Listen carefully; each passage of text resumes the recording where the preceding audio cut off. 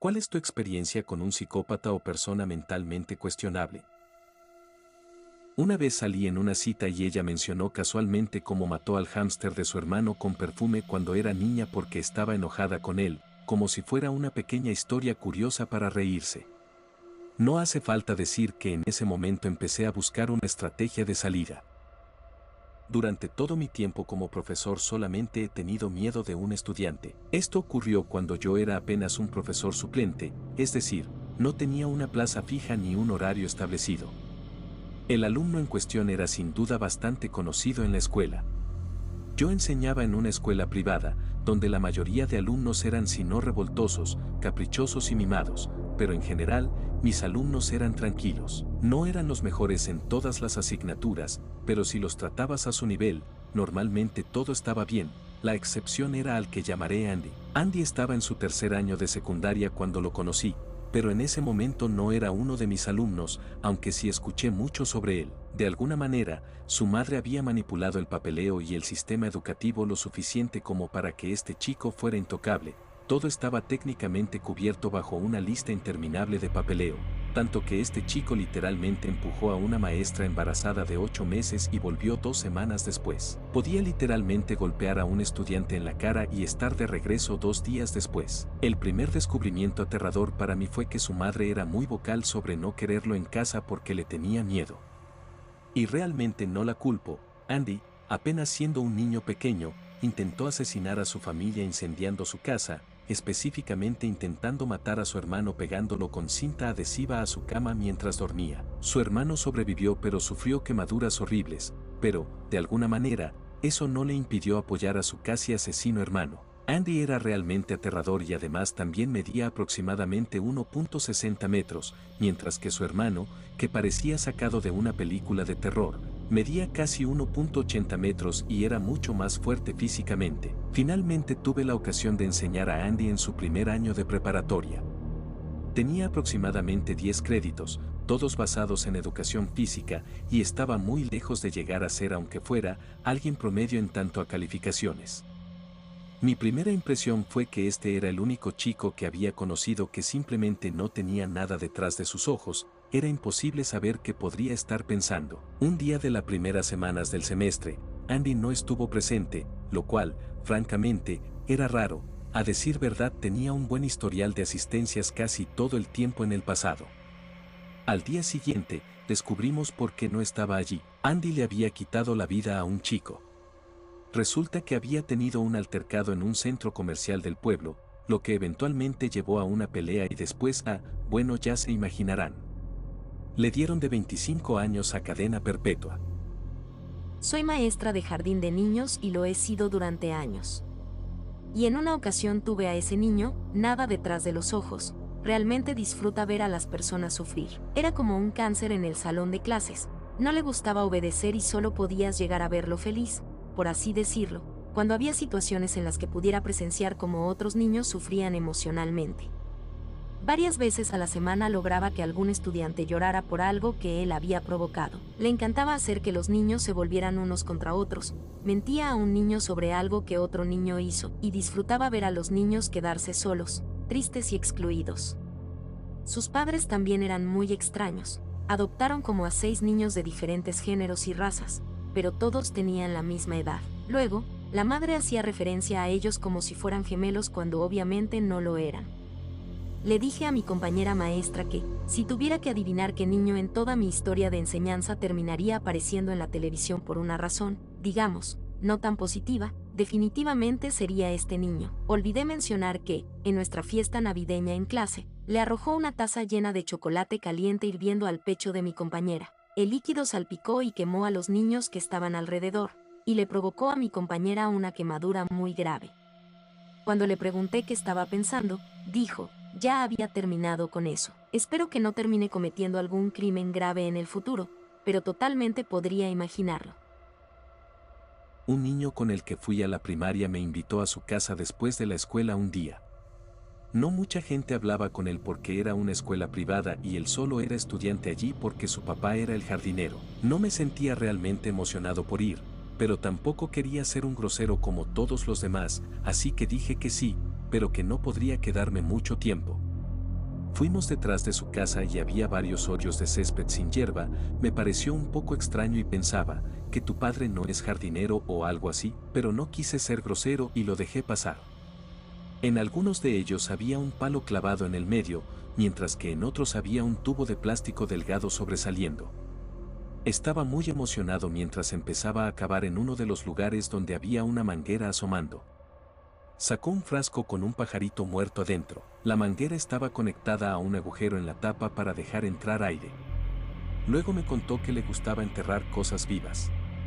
A veces sellaba el frasco herméticamente, otras veces dejaba una manguera de aire, e incluso ponía un poco de comida y agua para mantenerlos vivos más tiempo. Dijo que no se podía enterrar demasiado profundo o no se podía escuchar cómo intentaban escapar. De vez en cuando vertía agua por los tubos para ahogar al animal. Simplemente macabro. Después de mudarme a una nueva ciudad hace unos años, mi mejor amigo vino a visitarme para hacerme un poco de compañía. Estábamos en un bar cuando un hombre nos pidió sentarse con nosotros porque no había mesas libres afuera, a lo cual aceptamos sin mayor reparo. Por cortesía, comenzamos a hablar con él y comenzó a contarnos que era camionero y que solo estaba de paso en la ciudad por una noche, y en algún momento mencionó que había estado en el ejército. Hasta ese punto todo parecía relativamente normal, pero de manera gradual, empezó a desvariar más y más. No solo había estado en el ejército, sino que tenía un hermano que trabajaba en la CIA, infiltrado en Rusia. Mi amigo y yo también empezamos a notar que este tipo parecía estar un poco demasiado interesado en nosotros. Finalmente, decidimos solo pagar la cuenta e ir a otro bar, pero el tipo se quedó con nosotros, contando historias cada vez más exageradas sobre su tiempo en el ejército.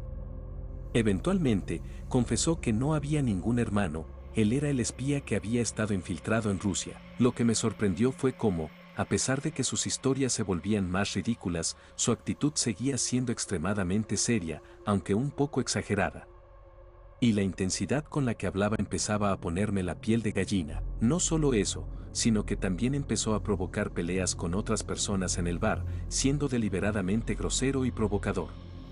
Con el tiempo, comenzó a irradiar un aire amenazante que no había sido evidente cuando empezamos a hablar con él. No se enojó directamente con nosotros, pero era como si estuviera demostrando lo peligroso que podía ser, sugiriendo que nos mantuviéramos en su lado bueno. Finalmente, me llevó a un lado y comenzó a hablar con un acento ruso. Resulta que nunca había sido un espía para la CIA. Era un doble agente, una célula durmiente rusa. Pero no podía soportar mentirme. Tenía que ser honesto conmigo. Aunque teníamos cuentas abiertas en el bar, mi amigo y yo esperamos hasta que el tipo fue al baño, pagamos y nos fuimos de inmediato. Antes de continuar, por favor, considera suscribirte, dar al like o activar las notificaciones. Tu apoyo es importante y me motiva a seguir creando contenido para ti.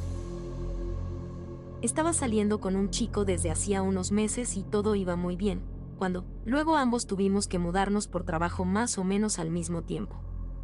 Él quería intentar una relación a distancia, así que lo hicimos.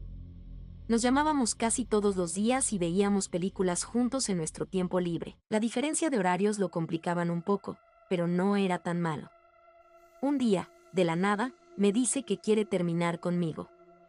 Yo, un poco sorprendida, pensé, wow, bueno, está bien. Entonces, empecé a retomar mi vida normal, lo típico después de una relación. Aproximadamente un mes después, él me llama, suplicándome, literalmente llorando para que volvamos. Como si fuera una película, comenzó a enviarme flores al trabajo, cartas escritas a mano casi todos los días desde miles de kilómetros de distancia, y hasta me compró un boleto de avión para ir a verlo. Entonces pensé, bueno, lo que sea, voy a ver qué tiene que decir. En el peor de los casos, solo tomo el vuelo de regreso, así que conseguí un boleto para 2 días después, porque pensé que podría irme si se comportaba como un imbécil. Me recoge en el aeropuerto y básicamente se comporta como solía hacerlo.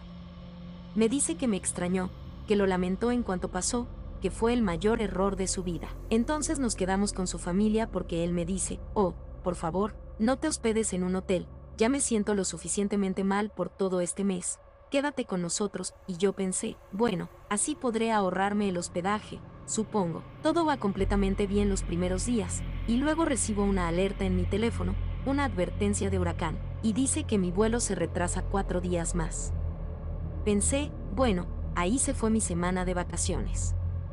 Cuando él llega a la casa después del trabajo, le cuento y me dice, oh, lo sé.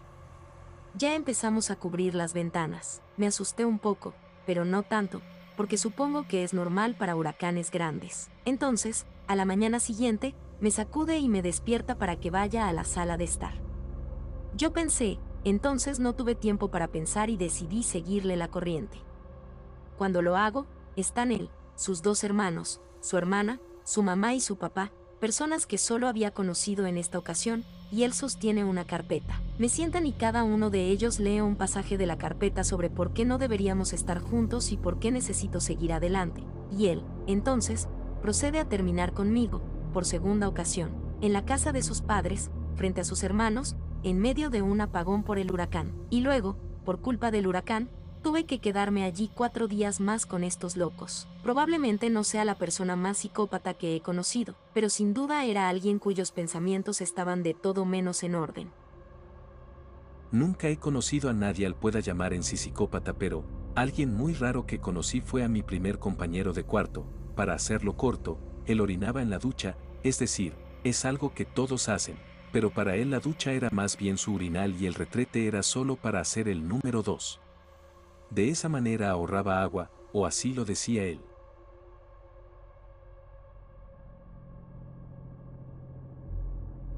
No olvides suscribirte a Radar Hub.